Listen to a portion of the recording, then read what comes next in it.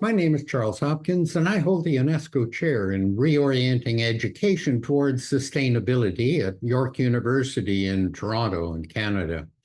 Thank you so much for inviting me to be a part of this conference. I truly wish I was there in person, enjoying the discussion and learning along with you. And I apologize for having to submit my input in this recorded format. Now, I've put together a few slides, so excuse me while I share them with you. Okay, so the topic of this conference of empowering Indigenous communities, and in particular this session on strategies for sustainable development and cultural preservation, this aligns very, very nicely with the work of our chair at York. And so in this presentation, I would like to put forward the notion of using education as a crucial way of empowering Indigenous people, and sharing a little bit of my experience in this field.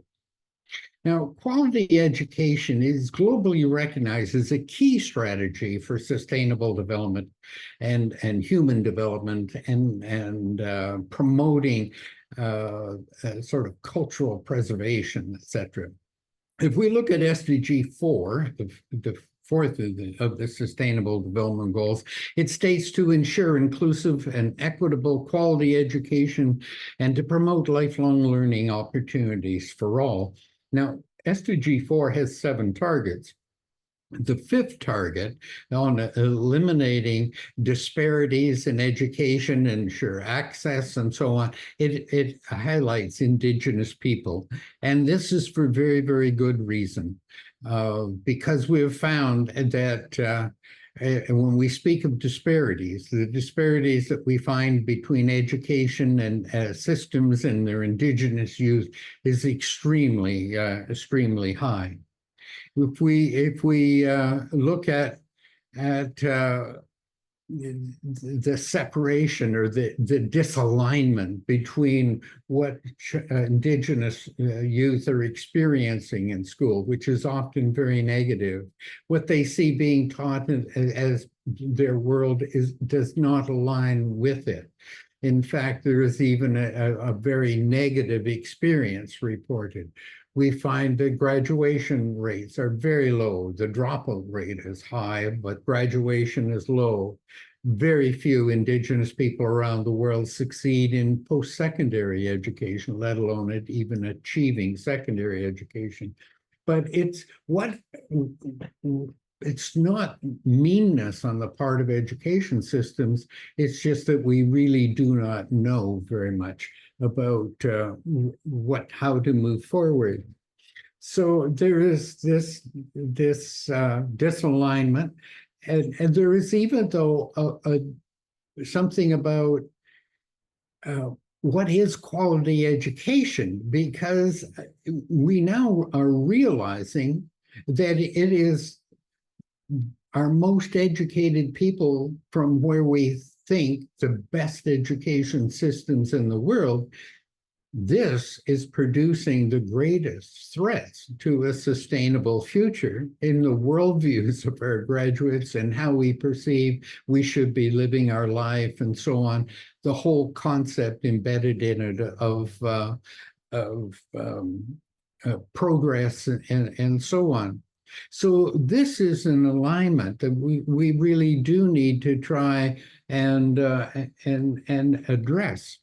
So what I feel we need to do is to answer the question around quality, but how do we learn to not only learning with Indigenous people, but from Indigenous people, for Indigenous people, about Indigenous people? It's much more than going in and trying to help the Indigenous, because, for thousands of years, Indigenous people have lived in quite reasonable harmony with the planet. actually for hundreds of thousands of years. And this current worldview of progress and the accumulation of wealth and possessions and things is an approach of only a few tens of generations. Yet we see that this new approach, the disastrous outcome it is having on in the context of sustainability and life and quality of the planet for future generations. So questions arise, so what aspects of empowerment do we want to embed in others, and what aspects of empowerment do we want to actually learn from indigeneity to save ourselves? So to begin this discussion, our chair launched research in 2017 to discuss quality education as perceived in the eyes of Indigenous people. We had 62 research institutions around the world taking part. 7 of them were Malaysian institutions. So what we wanted to do was to explore this idea of what is quality education in the eyes of Indigenous people. So that was the first step of a 3-step undertaking of our research. The first one was to look at what is quality education in the eyes of the Ministry of Education, in the eyes of the elders in the community, the parents, the students, the teachers themselves in the school system and so on, and try and bring this together. Then we went on and we collected the best practice from around the world to put in, and our third step is yet to happen, and that is taking these best steps and the recommendations that we made that I'm going to share with you in a minute, and put this and try and use them to actually improve.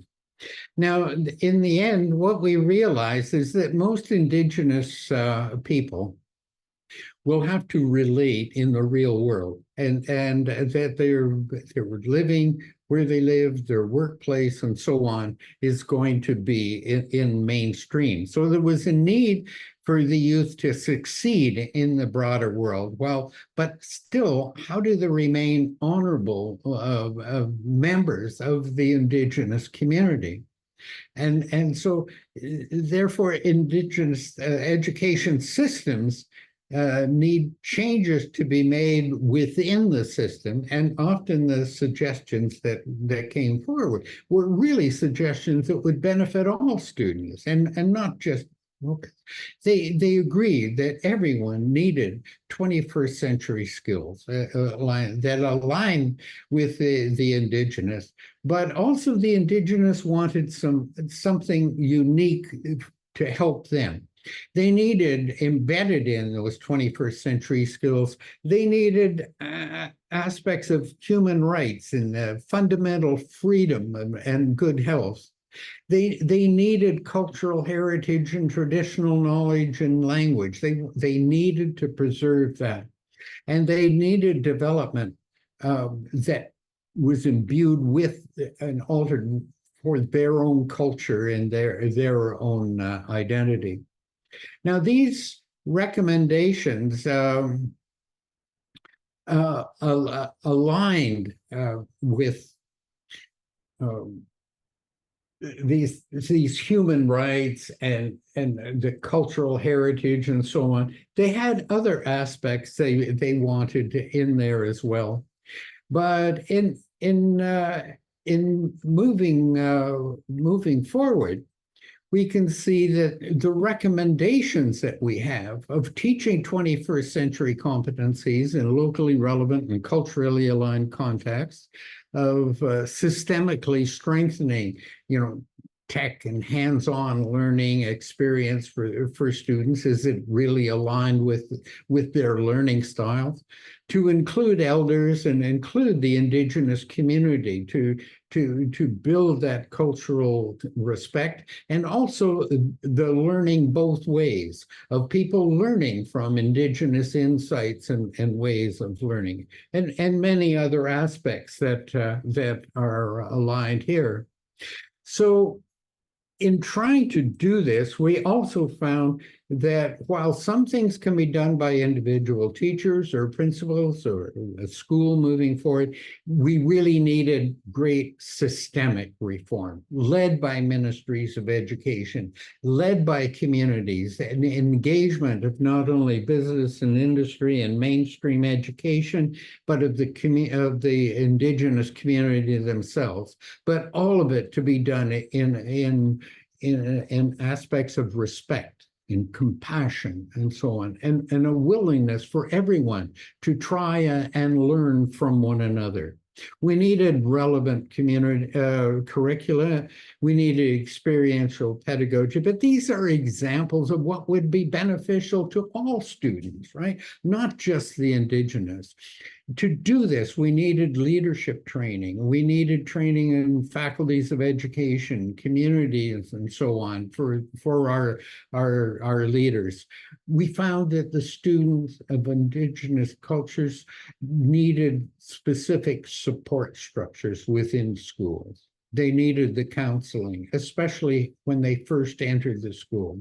They did need that feeling of community that they have in their indigenous community where everyone takes part in raising youth. They needed to feel that within school, that the culture of the school itself was a supportive community, and other things that I've aligned here of ways of moving forward. But it had to be aligned beyond the individual. It had to be there for everyone. So I thank you very, very much for giving me this opportunity to speak in in moving forward. There is the work of the individual, but somehow we really do need to address the whole systemic aspect. So thank you very much again for this opportunity. I appreciate it very much, and I wish you well with the conference. Thank you.